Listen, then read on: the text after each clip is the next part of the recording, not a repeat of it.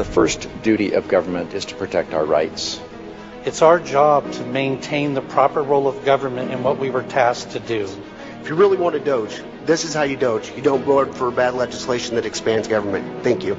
Now we're talking about taxpayer money, and we talk about accountability. It is their money.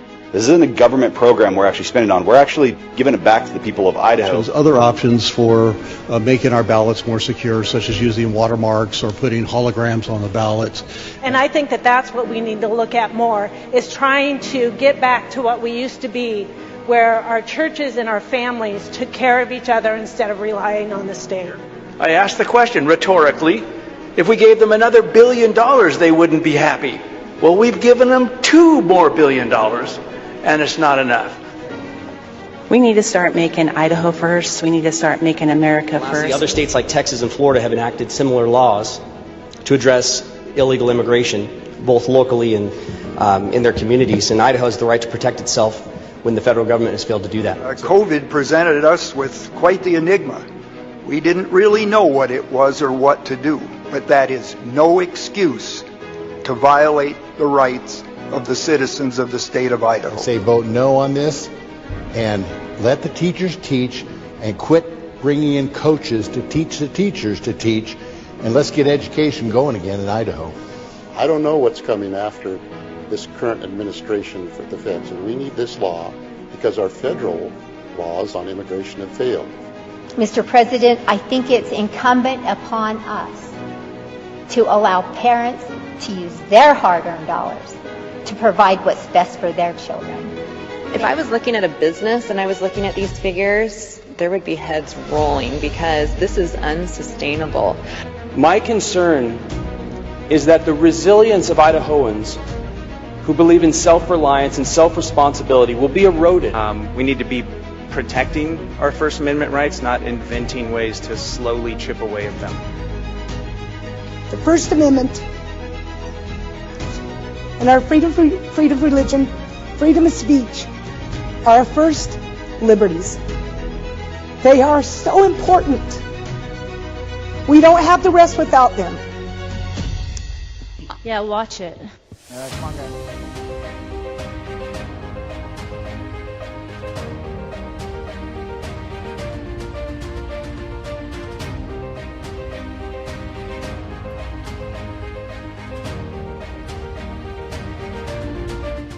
Well, hello, folks. Welcome. We are live. It is January 16, 2026, and Idaho Signal is back on the air. I am Matt Edwards, and I am very grateful you are here because it means that you are passionate and you care a lot about what it feels like to, be in the last remaining republic west of the Rockies. Today, we're circling back. It's Friday. We've had a long week, but we're going to circle back to just the beginning of when we started this season with our special. If you caught our special on the Blaine Amendment a couple of weeks ago, and that's what we're gonna touch on a little bit today.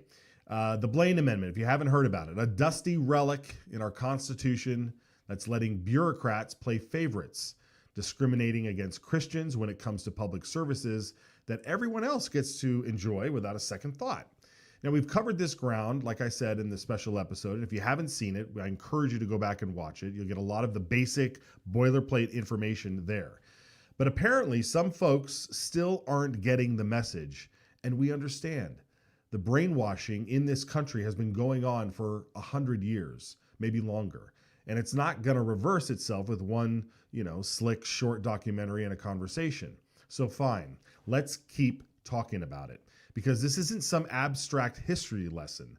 It's costing taxpayers money, and it's wasting everyone's time.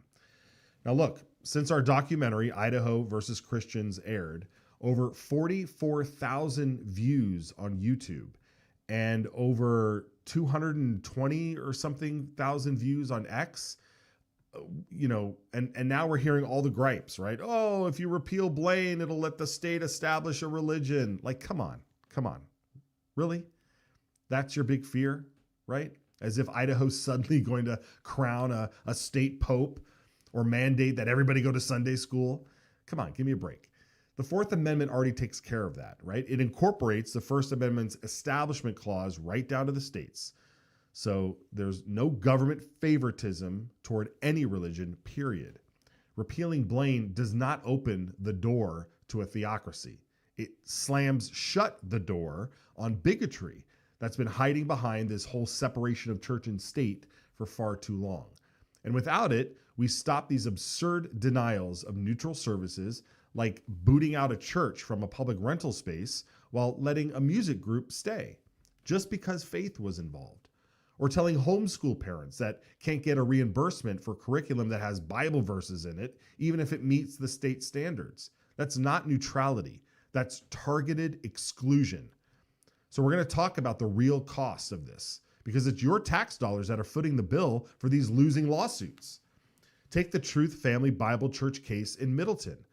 They won in federal court because kicking them out was a blatant display of discrimination. And even though they did win in court, some people are out there defending that we keep bad law on the books instead of asking, like we are, why did it even get to that point? But we know why, because state officials hide behind Blaine, thinking it gives them cover to violate the First Amendment. We lose, we pay, the courts get clogged, rinse and repeat. Homeschool families in Caldwell facing the same nonsense, more waste. It's like the government handing out umbrellas in a rainstorm, but snatching them back if you're also carrying a Bible. It's ridiculous and expensive. And the government shouldn't be handing out umbrellas anyway, but that's for a different time. So if you're one of those holdouts thinking Blaine is some sacred shield against sectarian overreach, well, wake up, because today it's being used as a tool for secularists with disdain to punish believers. No more defending bad law that keeps getting slapped down in court. This is our Constitution, our state, and we're not going to let the complainers derail progress. So stay vigilant. Call your representatives, call your senators, go to blaine.idahopetitions.com to watch the documentary and sign the petition. I thank you very, very much. We all will thank you, especially our first guest, Catherine Hartley, attorney with the Pacific Justice Institute. You all should know her by now. It's so great to have you back on, Catherine. Happy Friday to you. I can't hear Catherine. Is that just me? Can you hear me now? I can hear you now. Go ahead. Great. Thanks for having me, Matt. And happy Religious Freedom Day. It's perfect day to be on here talking about the Blaine Amendment. Oh, is it officially Religious Freedom Day? It is today. Yes. Perfect. I had no idea, folks. See, God works in mysterious ways. He is so good. He is so good. Very nice. All right. So, great news right off the bat, Catherine. We have this documentary has gone wildfire. It's everybody's seeing it across the state, even across the country. We're getting some comments in, and I want to go through some of these comments and try to answer back some of the reaction, because we knew that right away people would take this as we're going to establish some sort of religion here in Idaho or across the country if we get rid of Blaine. But I do want to say, we're getting good reaction from the video. People are seeing it. It's sparking debate. It's exactly what we need to do in order to have this conversation. And so from your perspective, what have you been hearing? What is some of the reaction that you've been hearing since we've started to roll this out in a big fashion? Yeah, I think it's great that this is getting the attention that it deserves to have. This is, as you eloquently stated earlier, this is a big problem that's been going on for a long time, and it is blatantly allowing discrimination against religious people in our state. And it's time that we deal with this discrimination the same way that we've dealt with other types of discrimination, which is to vigorously disallow it. And so it's time to do that by repealing the Blaine Amendment. And Matt, I've heard various comments about the video, and some saying that, well, this church won their lawsuit, so what's the point? We're done. Everything's cool, right? And so I think my answer to that would be, but this will continue to happen again, because it has continued to happen over and over again all over the country. And many times the U.S. Supreme Court has had to state yet again that that the state cannot utilize its Blaine Amendment to discriminate against Christians or religious people. And so that would be my main response to that is this continues to happen. It has continued to happen for so many years. And it's at a minimum a very confusing provision of our Constitution that decision makers in the government know is there, and they have to somehow reconcile the text of the Blaine Amendment with the First Amendment, and it causes confusion. And that is what needs to be addressed. It needs to be removed. It is inconsistent with the First Amendment. And yes, we're thankful for the outcome of this lawsuit, but that does not long-term fix this problem. Yeah, exactly. And I think the biggest fear that we're seeing online, and I do want to give this some concern, because like I've said, we've been brainwashed, I would say, to think that like there has to be like absolutely like you shouldn't even say the word God if you're standing up in the well of the floor of the Senate, or you're a police officer and it's like you should no religion at all anywhere, and that's just simply not the case.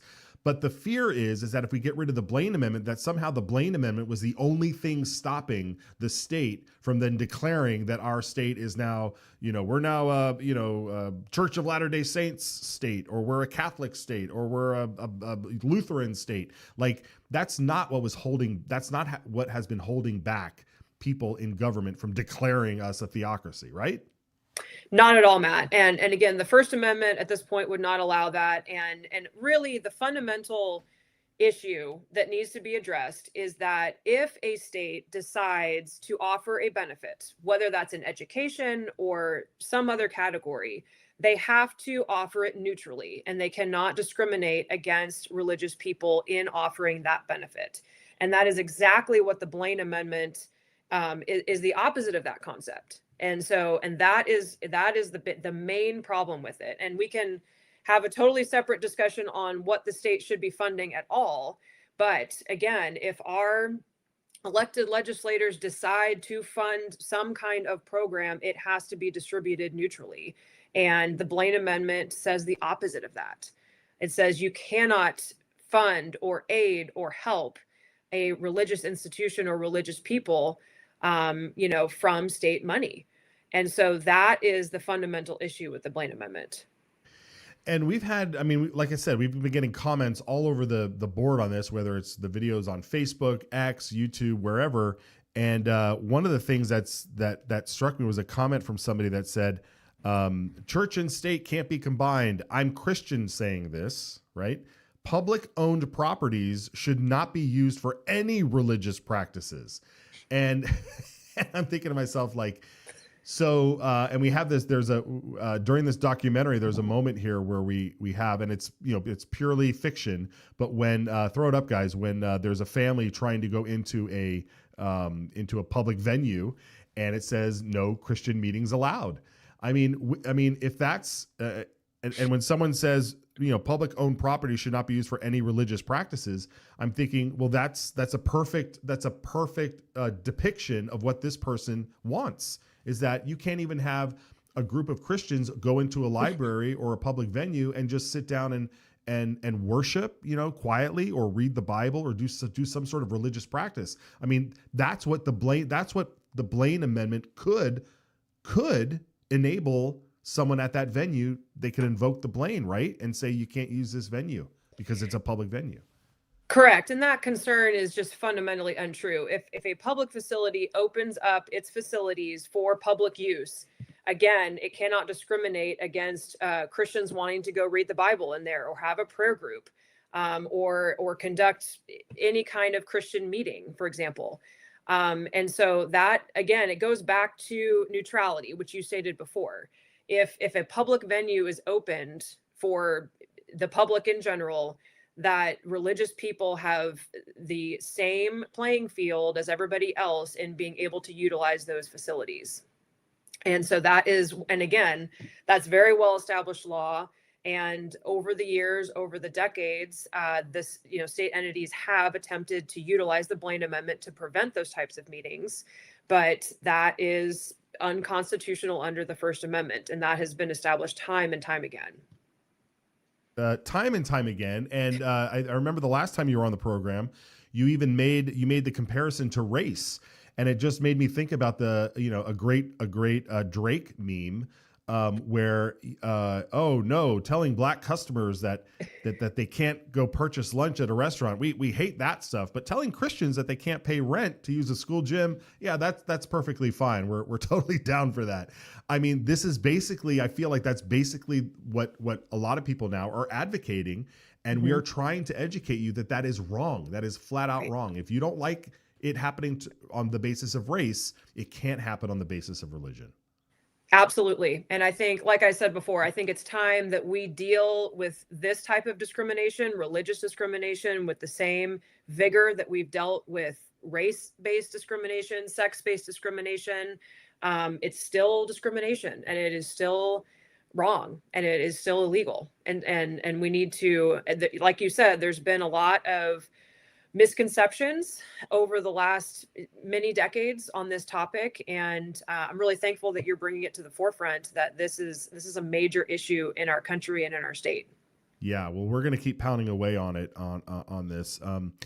I want to, if you have time, I want to keep you, because we're going to bring on one of the members of the church, the Truth Family Bible Church, to get their perspective on what happened from their standpoint in a second here. But we also keep talking about this family in Caldwell that had this this curriculum that had Bible verses in it and whatever, and they are now being denied the reimbursement like everybody else would if they got their curriculum. Is that currently a case that's happening right now?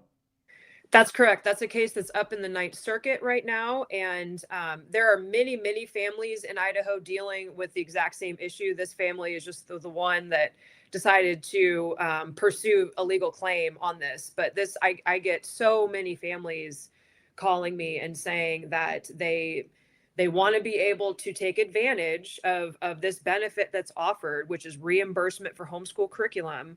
But it's extremely important to them to have a Christian-based curriculum and education of their children, which again is another fundamental right that parents have in this country. And so this is a very important case because it represents many, many Idaho homeschool families. And so, yes, this is an active case that's currently in litigation. There we go. And it's in litigation, and the state is now paying, using your tax dollars, folks, your tax dollars, fighting this in the court system. And if they keep fighting it, it's going to eventually, and the families keep losing in these courts, it's going to make its way to the Supreme Court, where we know it's probably going to get overturned at the Supreme Court. I mean, it's like the precedent for this is astounding how many times this happens. Well, Kate, keep working on that and keep us up to date on where that goes, and any important dates that we can look into to the public record on that. I do want to bring in Marco here. So Kate, stick around. I don't know if you guys have met before, but Marco Fiorello, if I said your last name correctly. Yes, sir. Yeah, great. Welcome to the program. You're actually a deacon at the Truth Family Bible Church that was featured in the documentary that we had with Pastor Danny. So yeah, welcome to the program. I want to get your perspective first. When you heard that the word came down that you guys were going to be leaving the space that you had utilized for almost 2 years, what was your reaction at the time when you learned as a member of the church? Yeah, so I got installed in as a deacon last year, and so I kind of got to see kind of the back end of the lawsuit and all of that. But I was just a layman like everybody else during that time, and I think for us, I mean, at first it was simply, why? I mean, there's schools all over the Treasure Valley where we live, and then I would assume all across the state that meet in public schools on a regular basis. So it was just a little bit confusing, especially with the fact that the administrators had been really welcoming. There was no hostility with them. Sage was very welcoming from the beginning, and we had a great relationship with them all the way through. So yeah, getting told by the elder board and the deacons at the time we were getting removed. It was just a little bit upsetting, especially, over the last 6 years that our church has been in existence. I've been a member for 4 or 5. We've moved a lot, and so that it creates a certain amount of instability, which is never great. So no long-standing home, and then I think on top of that, there's a certain amount of limited options we had for meeting because our church is spread out, all the way from New Plymouth to South Boise, and so we've got a pretty long commute either way, and so we have to have a certain amount of centrality to our location.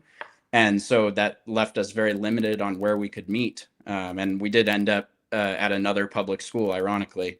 But the Lord has provided, and it's brought our church closer, even in those situations where it's like, okay, we're going to find a new spot. We work together every week to set up and do those things. So that, God blesses us through all of it, and we've been provided for well.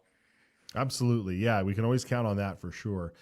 Did you ever think that your church, or you, and even you, I mean, this affects you personally and everybody in your congregation, as you just stated, with the fact that the church is spread out so far around the valley there, but did you ever think that something like this could even happen and happen towards Christians? Because it's basically when you also learned that the music school that also used that location was being allowed to stay, was it clear to you that this was because of religious activity? Yeah, the elders made it fairly clear after discussing with the school kind of what the motive was. Was I surprised? I'd say no, only because, I mean, like a lot of Idahoans say, I grew up in California. I grew up in the worst part of it. Grew up in the Bay Area, and I lived through the 2020 lockdowns and government overreach in the most locked down county in the country, Santa Clara County. And ironically, my previous church, which is pastored by my father-in-law, went all the way up to the Supreme Court for lockdown lawsuits and stuff like that. So it's not my first rodeo with government overreach on churches. So it wouldn't surprise me. I guess, being fresher in Idaho at the time, maybe it was a little bit concerning, I guess, sure. Because, we love this state because it's to the right and conservative and favors Christians and religious liberty. So it was certainly concerning. I wouldn't say it was monumentally surprising to me because I've experienced it before. But that's also why it's really important that we did file that lawsuit and that we won. So I'm really grateful for that. Yeah. So Kate, real quick, back to you. I want to ask you, so during the court case, was there any appeal to showing the effects? I mean, I don't know how you argued it or anything, but like, were any of the church members witnesses? Did you guys go through talking about how that this was like basically a violation of their rights? I mean, how break down your arguments here in that case. Yeah, so the case ended with a summary judgment motion. So it was not like a trial where we had witnesses come in and discuss, anything like that. So it was just presenting the case to the judge. And the main thing we wanted to make very clear is that this was a clear First Amendment violation on 3 different counts, not just any one count. Violated the First Amendment in 3 different ways. And that's what really wanted to make clear to the judge. And the judge responded very appropriately, in my biased opinion, that indeed it was a violation of all of those claims we had made. Now, if you would have lost, I assume an appeal would have been in order and you would have just moved up the chain in courts.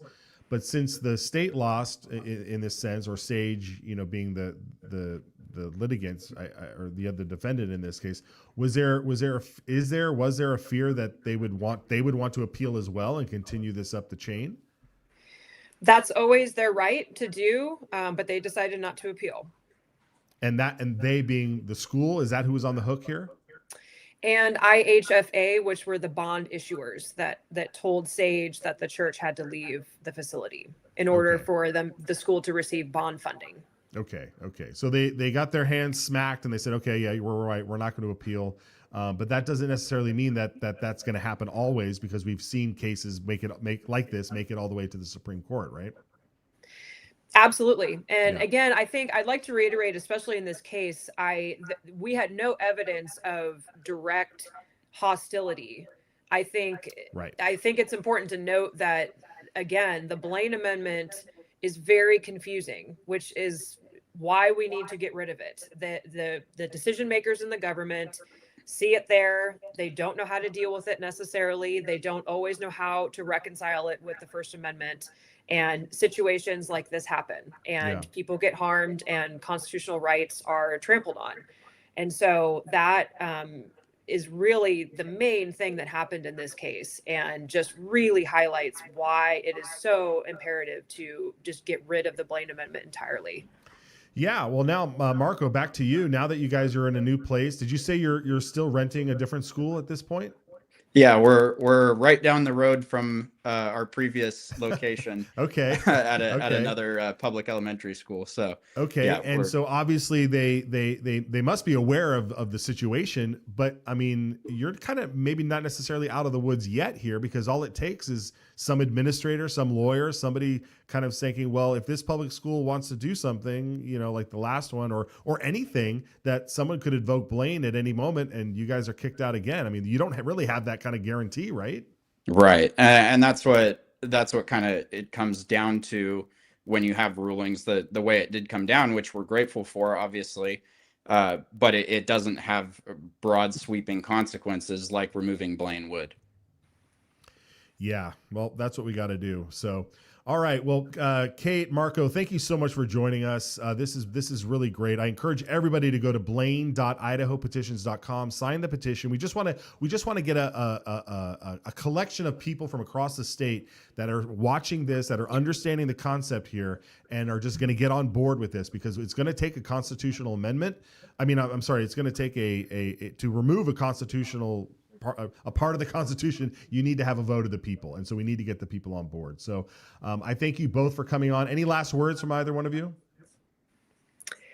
Matt, I really appreciate you highlighting this issue. It's been going on way too long. And so we're extremely appreciative that you are focusing on this. And so we're very grateful. Yeah, absolutely. Absolutely. And Marco, how can people find your church? Please go to truthfamilybiblechurch.org. We meet in Middleton, Idaho at Mill Creek Elementary School every Sunday morning at 10 a.m. and 6 p.m. on Sunday evening. So we'd love to have you join us. Awesome. Great. And Kate, remind me again how people can find you at PJI. Our website is pji.org. So you can send a message to me through the website if you would like. Okay, great. All right, both of you. God bless, and we'll check back in with you soon. God bless. Thank you. All right, take care.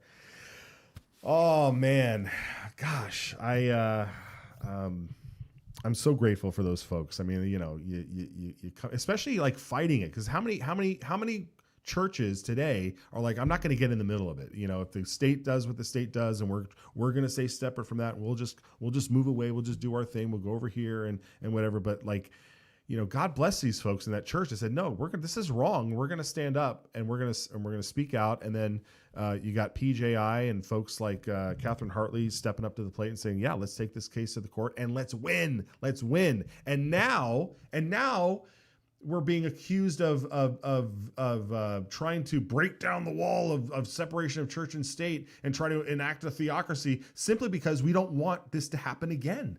We don't want it to happen again. It's clearly unconstitutional. We don't want it to happen again. We don't want to keep wasting taxpayer money doing this. So many homeschool families out there are being denied this thing that's being made available to the state, and again, by the state. And again, we can argue whether or not those things should be available anyway. But when it comes to education, it's like one of the number one top issues that everybody says we have to make sure we're funding all the time, so that our kids are learning and becoming intelligent, so we can preserve our republic. And you got all this nonsense going on. So God bless those folks, and God bless to all of you out there who will spread the message. That's a QR code up in the corner. We'll leave that up for a little while. Scan that QR code. It'll take you directly to Blaine.idahopetitions.com, where you can rewatch the documentary again, so you can really let it soak in what it's all about. The church was not asking for money. The church was not saying the government needs to go build them a church so they don't have to be in the school. The government was saying, you can't rent. You cannot be a paying rent customer at this school anymore. because we are going to help the school with a bond so they can expand their gym or whatever it is. Watch the documentary. All right. American Smoke Company. It's time for that. I got them back here, remember, from yesterday? AmericanSmokeCompany.com. They do smoked salts. Have you ever done that where you open it up? Can you hear that?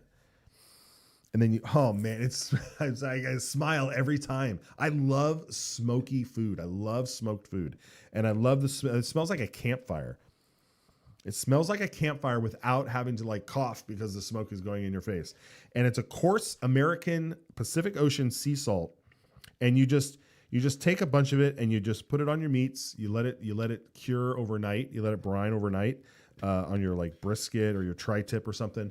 Throw it on your eggs right as you're finishing up your eggs. I mean, you can use it anytime.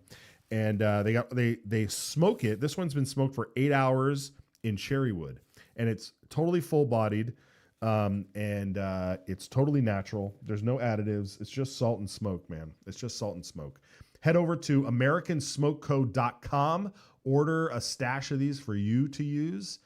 And if you're up in my neck of the woods, up in North Idaho, you can go over to Post Falls and go to Tim's Specialty Meats. I'm giving them a shout out too. They're not even a sponsor, but that's where you can find it if you want to go pick it up right away. So AmericanSmokeCo.com, and we'll be back with more right after this. And I think people really think that what's good for Micron is good for Idaho. What's good for Albertsons is good for Idaho. Especially when you get into politics, you end up spending a lot of time with lobbyists, with business leaders, with the rich and powerful donors. I think it does become a bit of a bubble.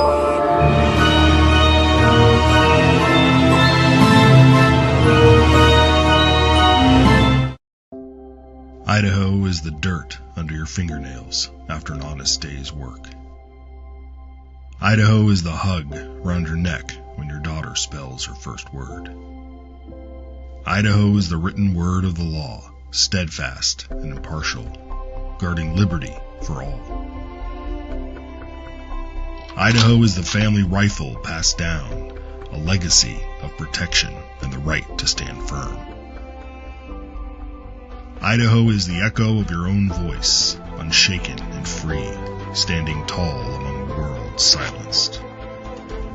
Idaho is the home that's built to weather storms, not empty wallets. Idaho is the quiet trust between a patient and healer, unbroken and sacred. Idaho is the hymn carried by the Spirit, gathering neighbors together in faith and purpose. Idaho is the laughter around a campfire, a family's bond growing stronger with every word. Idaho is the pioneer's will, firm and clear. We govern ourselves, free and unbound. Idaho is what America was. Let's keep it that way. Ask your legislator to sign the Citizens Alliance of Idaho pledge to preserve our shared values. We ride together.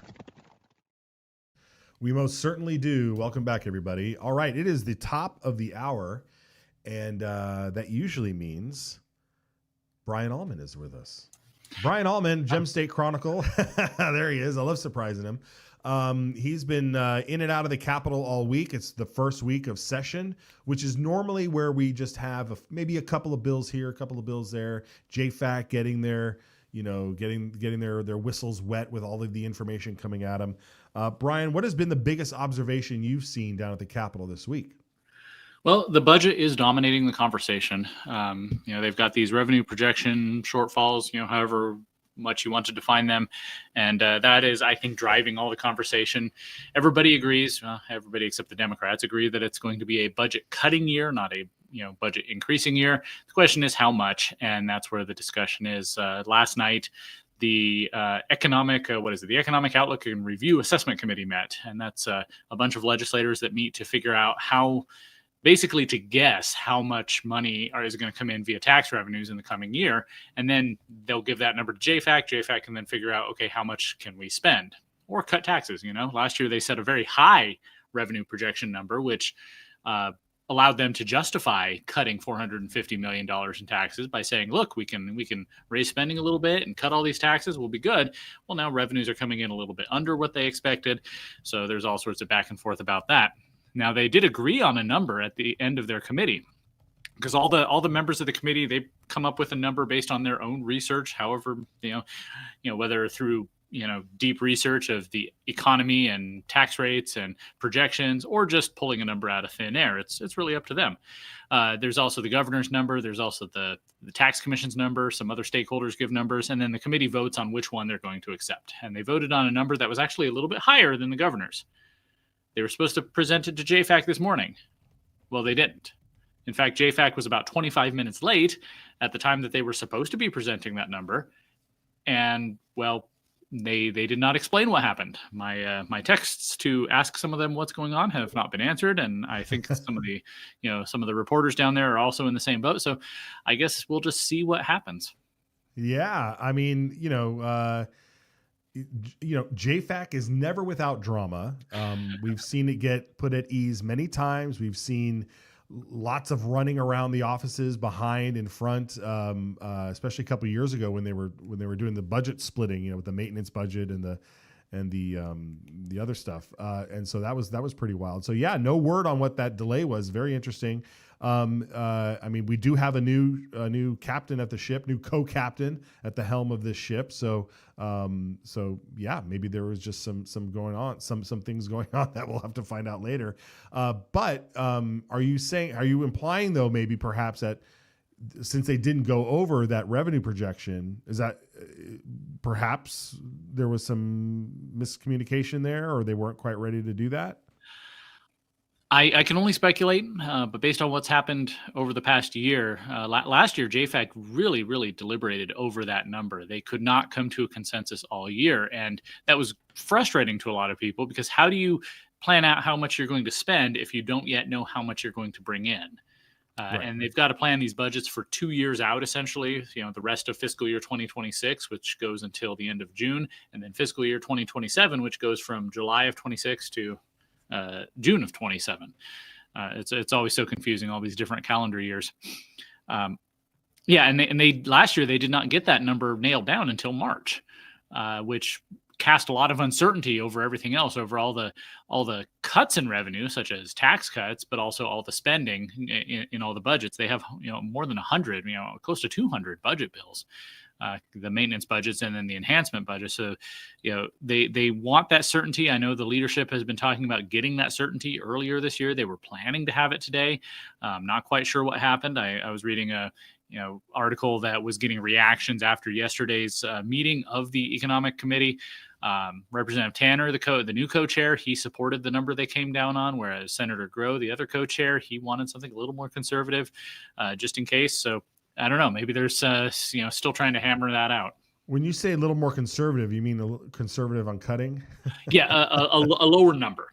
The problem is if you project revenues to be high and then you spend up to that point, or even if you leave a little bit of cushion, if revenues don't come in as high, then you're in trouble, because now you got to cut that spending to match the revenues. You have to have a balanced budget, and that's the situation they're in now.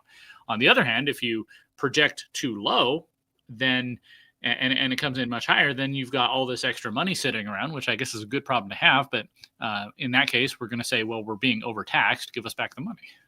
Yeah, absolutely. And we had Fred Birnbaum on earlier this week as well, talking about just the massive. I mean, everybody's been saying the massive increase in spending we've had over the past few years, and a lot of that, I mean, to me, is all the money that was printed out to start spending on fighting COVID, and bringing back, building back better, and doing all this stuff where we're just spending and spending and spending, and so a lot of people are just sitting here with thinking that gravy train was gonna, I don't know, they think it was gonna last forever. It's bizarre.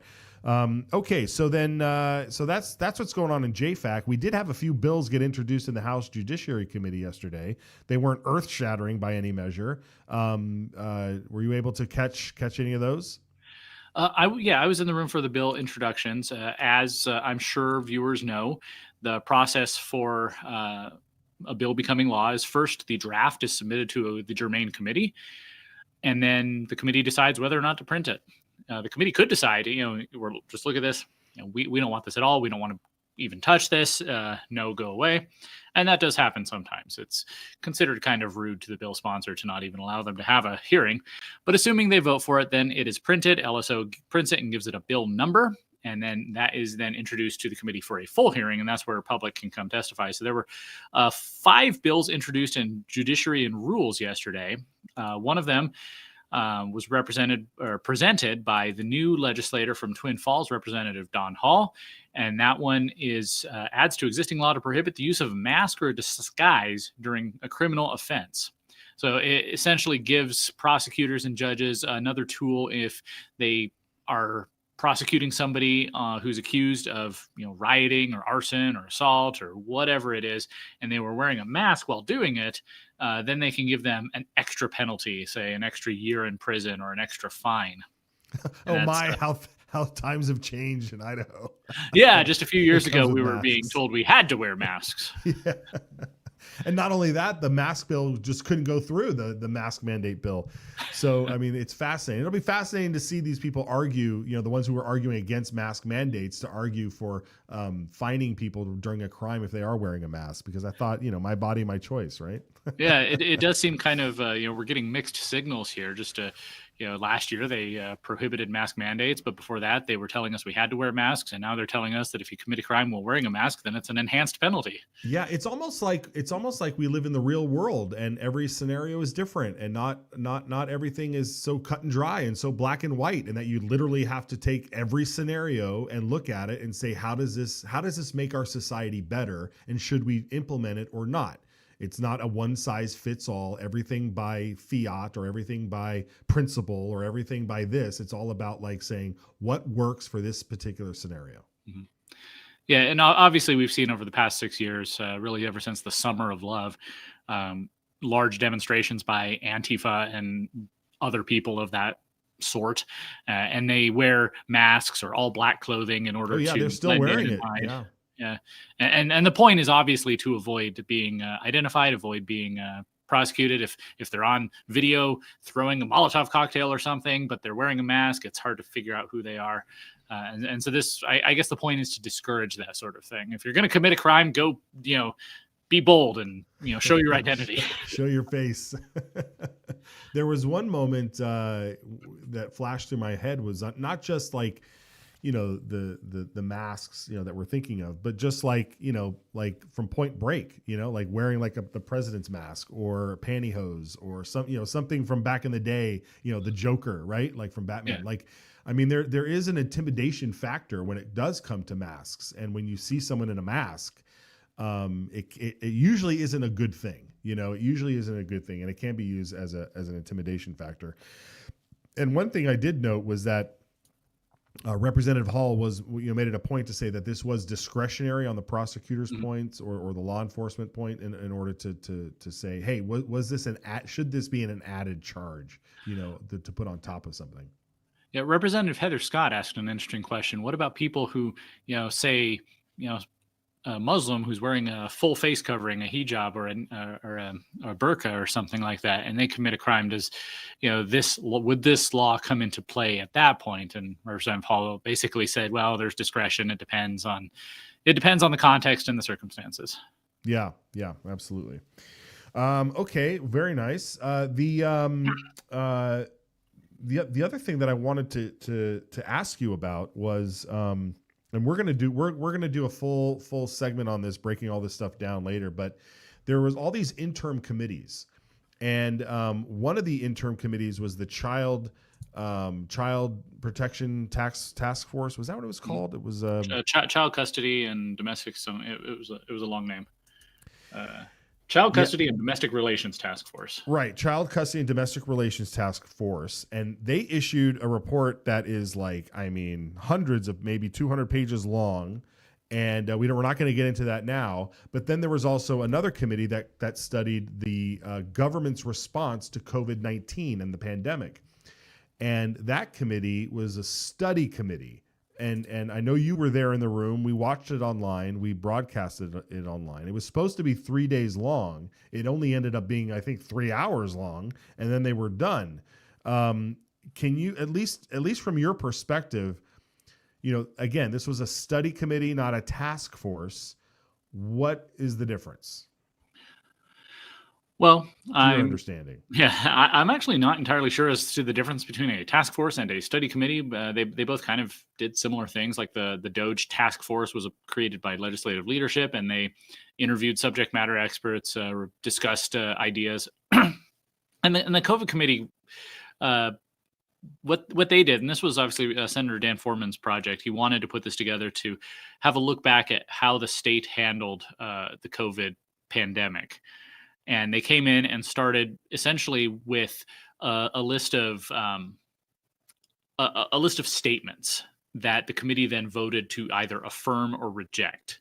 Statements such as saying that the governor violated the rights of Idahoans by issuing a stay-at-home order. Right before the committee started, they actually voted on a motion to replace the governor in there with the governor and the state of Idaho. So it's not just saying that the governor was doing this unilaterally, but the entire state government was, if they approved these statements, was violating people's rights. And there were some other things.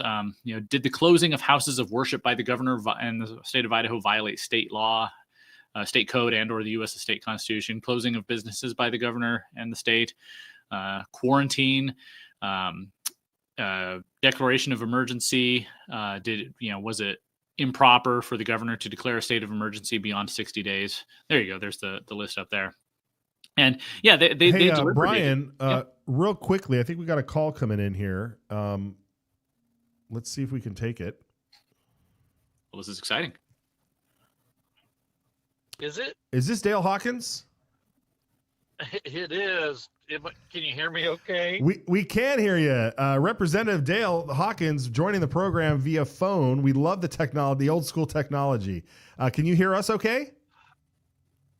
Yeah. Technology's a good thing, but when you're going through a canyon and you see the little bars light up, you got to pull over and stop faster. You can't call again. Well, I totally appreciate. I know you're on the road headed back home. You ditched out of Boise early. I congratulate you on that. But I also want to congratulate you on being chairman of the education committee. While I know that might sound like a daunting task to you and might give you some headaches, the cheers from the conservatives in the state were loud and clear, and so we've got your back on that. How did that go down? What is your reaction to being named chairman of the education committee? Well, Matt, it's been a long week. I got down here last Thursday to get settled in, and we normally get together and have a caucus meal on Sunday evening, and we actually voted for a new leadership position that was created by Representative Tanner, moving to the co-chair of JFAC. And that night there was 3 people running, and the winner of that race, which was Representative Pickett, who was the current chair of the House Education Committee. I did congratulate him on top of telling him I did not vote for him because I just wanted him to stay where he was. But shortly after that, Monday was a pretty whirlwind day, ups and downs, It was exciting and then a little overwhelming. The committee faces changed quite a bit all across the House. As you know, we lost 3 members of the House through 2 of them going into the Trump administration and one of them retiring early. And the ripples that causes, it's not that you just lose 3 people, but you get 3 governor-appointed people, and all of a sudden everything looks different. Right. So in the midst of all of that, I'm settling in. The committee doesn't. On the conservative side, it doesn't look as great as I'd like it to, but God will see a way, and we will make good things happen and do our best to stop the bad ones. Yeah, very good. That's great to hear. And have you even had an organizational first day yet? Yeah, we met on Wednesday. Oh gosh, yeah, I think it was Wednesday for just a short organizational meeting. So some of the new faces could introduce themselves. I kind of gave them a brief outlook. I told them we're not going to meet just to meet. We're not going to get in there just to hear presentation after presentation and be lobbied by industry. And we will meet when we have the people's business before us. And I would try not to meet on Friday so they could have some time. Of course, if things are moving and that's what we need to do for the state of Idaho, of course, we'll do it. Right, right. Well, one of the things that you mentioned there that I found myself completely overwhelmed with in the past is what you just said, the presentation after presentation after presentation. And it always seemed to be one-sided. It was always, the higher ups inside all of these institutions coming to tell you how great they're doing and how much more money they need or what new devices and what sort of things are coming down the pike and what we need to be afraid of and or what we need to celebrate. And it just seemed to be so much pomp and circumstance that didn't really have anything to do with what's going on the ground. And you really had less, it seemed like, there was never a parents group, that got to present to the education committee. I'm not necessarily advocating that you do that, but is that what you're talking about when you talk about less presentations from these types of bodies? Oh, I'm in total agreement with you, Matt. My first 2 years in there, it was presentation to ad nauseum. It was ridiculous. And we were hearing from leadership that they didn't really want committees to run that way. But the chair at that time, Julie Yamamoto, that was her thing. And it was very one-sided. Representative Pickett ran it quite a bit different.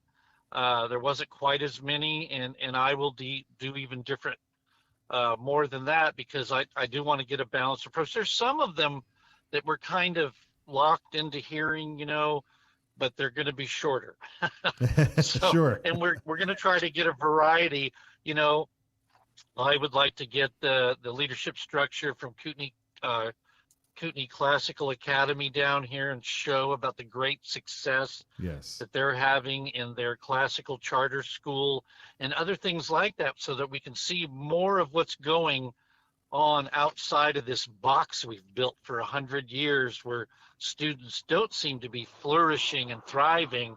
And so that's my goal. Like I said, we're going to have to hear some of these just because it's either, I don't know if it's traditional or it's not required. They keep telling me I'm the chair, I can do what I want, and then they say, but go do this. So, no, you're the chair. This is your committee. You're the chair. You're the representative elected here. So we got your back on that note. Well, I don't want to keep you over there too long, but I do want to ask you about the school choice tax credit program that just launched yesterday. Apparently, not that it broke down the system, but the reaction has been huge with a lot of applicants applying for that school choice tax credit. We also know that there's one of your colleagues is part of a lawsuit against that. We don't have to get into that now, but I do want to remind people about that, of course. But what is your reaction to this school choice tax credit? Excitement. I am thrilled that there's a high response. So often in politics, we hear the low count voices, it seems, more than we hear, like in this realm, parents who want choice and control over their kids' education. We hear the teacher union side and the ISBA side, and it's thrilling to hear that it's successful, and that it will be successful. This will be a tough year to get any more added to that budget, obviously, but it'll probably cap out pretty quickly. And I'm just excited for it to go forward. Matt, that did not come through education. That was a tax and revenue thing, because very smart of those who drafted it, the State Board of Education and the Department of Education aren't on any of that. Everything, and even the accountability, goes through the tax commission. Yeah, we're very, very happy about that for sure. Yeah. All right, Representative, safe travels back home. We'll see. We'll catch up with you soon, I hope, and good luck with the committee assignment. Yeah, well, just thanks for reaching out. I'm glad I could get pulled over and get on, and I would appreciate the prayers and just a little side note that, when this was announced, you can all use your own imaginations, but there were a few who I'm sure that their hair was on fire. So, yeah. But we will move forward gratefully, and every once in a while you think maybe God put you in a place for a a certain reason, and this could be it for me at this moment. So that's what I'm praying for, God that I would bless. wield things for him properly. So Yes, God bless you on that one. Very good. And the audience appreciates that as well. All right, Dale Hawkins, thank you for joining us, and we'll catch up with you next time. all right. Well, you and the rest of Idaho have a great day. Very good. All right, everybody. That was Representative Dale Hawkins, District 2 out of Fernwood. And Brian, I mean, come on, right? I mean, head of Education Committee. It sounds like things are going to change a little bit, even more so than they did from Yamamoto to Pickett, now Pickett to Hawkins. What's your reaction? Well, just think about how much things have changed in just the last two sessions. 2024, obviously Julie Yamamoto was running that committee, and remember, go back in time to 2023 and 2024. Not only was Yamamoto running the committee and basically working at the behest of the public school establishment, there were emails that were leaked because in some cases because she accidentally replied all, talking about how she was going to work to keep anything that was that the public school establishment, the School Boards Association, and all those folks didn't like. Well, she was going to use her position to keep those out. And now here we are, less than 2 years later, and we have a conservative stalwart like Representative Hawkins running the show. Now, the Senate side actually was pretty great back then. It was stacked with conservatives, and now it's not so much. So I'm not sure if how much legislation they'll get through, because anything that's super great that gets through the House side, it might get stopped on the Senate side. However, anything that's super bad can get stopped at the House side. So there is that. Yes, there is that for sure. And as Hawkins did allude to, while the rest of the committee isn't so much on a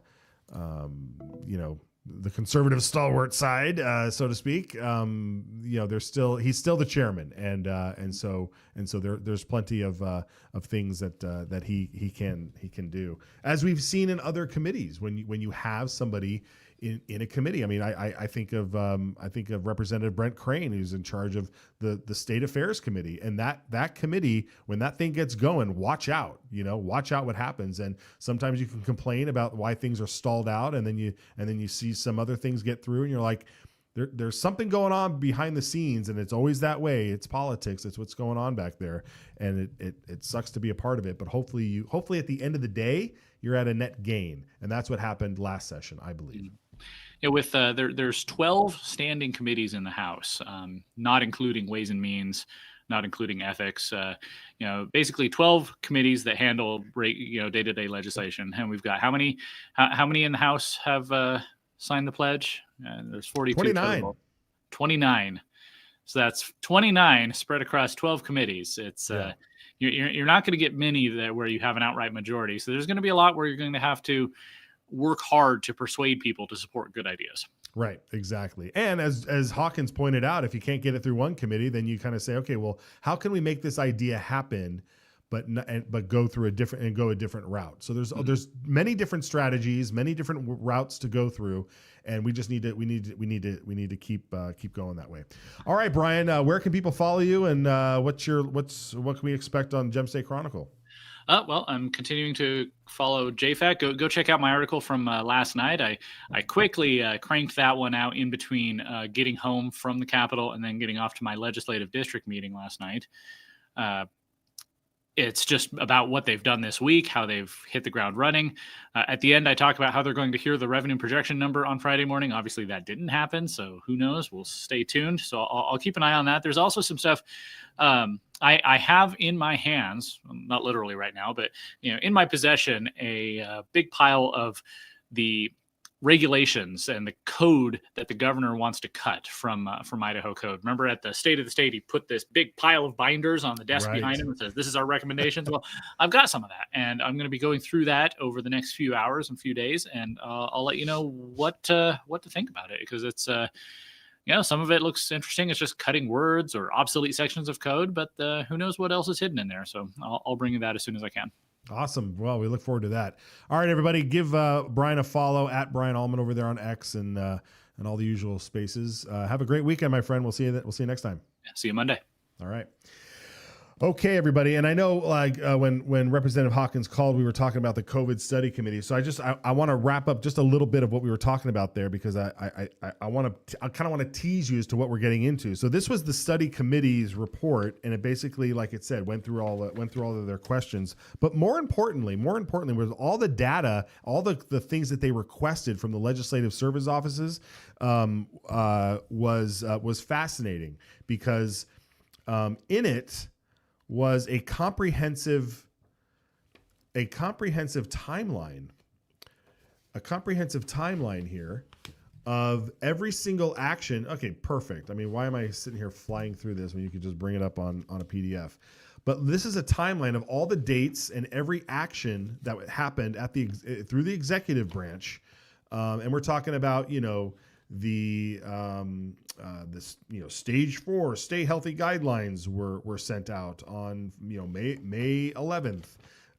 There was modified stage 2 stay at home order on December of 2020. So banning vaccine passports that happened in the legislature. All the things that happened that the government was responding to.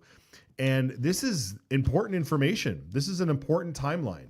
And I don't know if other states have done this, but this stuff, I mean, it's funny because it's kind of hard to get to on the legislative website. We might just have to host it ourselves so that you can see this. I want you to go through these timelines. I want you to remember exactly how the government responded, at least from the executive branch, during all of this. And we got to encourage the state and the cities and the counties to also put out a timeline of all of their actions. Same thing with the health districts and all of their actions, because we need to hold people accountable. And once we can find out who exactly was doing what, then we can start holding people accountable. Because at this point, it's just a timeline, and it's just a branch, executive branch. It's just the health district. It's not who among them. And we need to figure out who these people are, because most of them shouldn't be in positions of power anymore. So we're going to stay on top of that. We'll do more an exhaustive approach to that stuff. But we got it all here. So don't you think we're sleeping on anything? There's many moving parts. A lot of pans on the fire. I want to remind everybody to give us a voicemail over at 208-402-4915. Give us a call. Leave us your message. We'll play it on the air. 30 seconds, 60 seconds. Leave us your name and town to tell us where you're at, and we will do that. You can also email us at the show signal@citizensallianceidaho.org. And of course, if you feel free or feel compelled to donate to the show and help keep the fires burning over here, idahosignal.com. Easy enough. You already know the name of the show, ada.com. Head over there, and you can send us a quick donation. All right, folks, that's it for the Friday edition. I wish you the best. Good luck. Godspeed. God bless you all. God bless Idaho. And we will see you next week. Take care. This bill, I think, puts a stake in the ground that says we have a sovereign right to protect what's ours.